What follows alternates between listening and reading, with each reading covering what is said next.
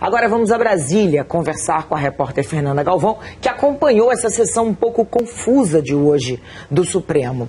Fernanda, boa noite para você. Bom, o final do julgamento dos recursos do Genu ficou para amanhã e do Rogério Tolentino também. A sessão de hoje se perdeu um pouco aí nessas discussões e divergências, né?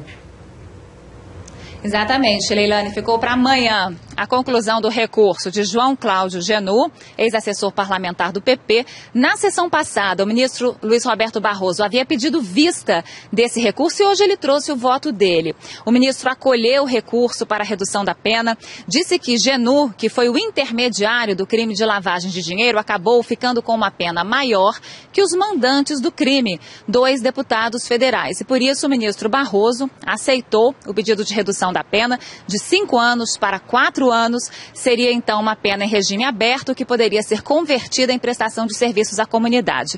O ministro foi seguido por outros 3 ministros, são 4 votos nessa direção, mas o ministro Luiz Fux, até por sugestão de Joaquim Barbosa, pediu vista para que amanhã Joaquim Barbosa possa esclarecer o plenário que repercussões essa decisão de Barroso teria no caso de outros condenados.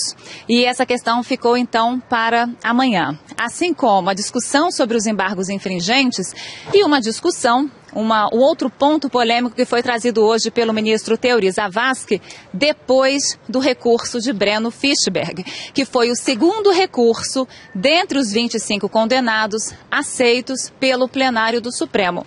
Breno Fischberg havia sido condenado a 5 anos e 10 meses de prisão por lavagem de dinheiro, enquanto o sócio dele, na mesma empresa, pelos mesmos crimes, havia sido condenado a uma pena de 3 anos e 6 meses de prisão, que é Nivaldo Quadrado, que acabou tendo essa pena convertida em prestação de serviços à comunidade.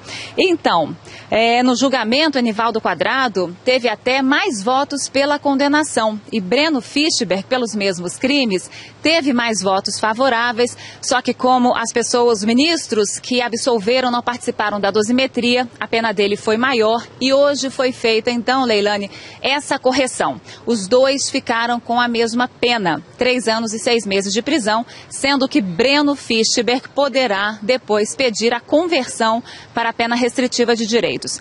E diante desse novo entendimento do plenário de um conceito mais abrangente de embargos declaratórios, o ministro Teori Zavascki, então, fez uma revisão no voto dele para o crime de formação de quadrilha. Ele resolveu aceitar todos os embargos dos réus condenados à formação de quadrilha, que são Marcos Valério, Ramon Rollerbach, Cristiano Paz, José Dirceu, Delúbio Soares, José Genuíno, Cátia Rabelo e José Roberto Salgado.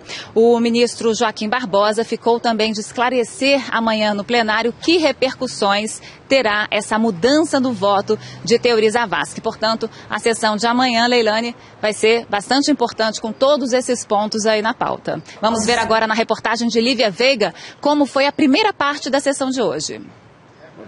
Condenado a 7 anos e 2 meses por corrupção passiva e lavagem de dinheiro, o ex-deputado pelo PP, Pedro Correia, pedia a redução da pena com o argumento de que houve erro de cálculo.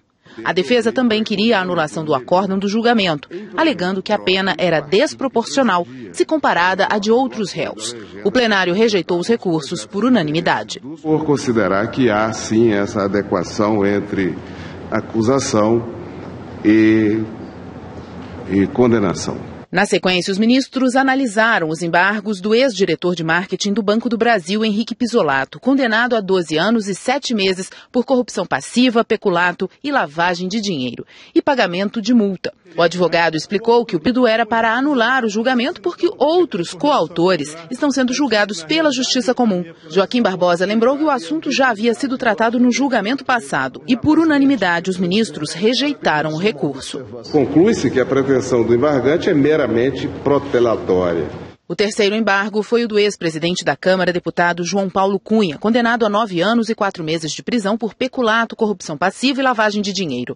O petista alegava que havia erro no cálculo da pena. O relator rejeitou os embargos e foi seguido pela maioria. A discussão ficou em torno do valor que o réu desviou no crime de peculato.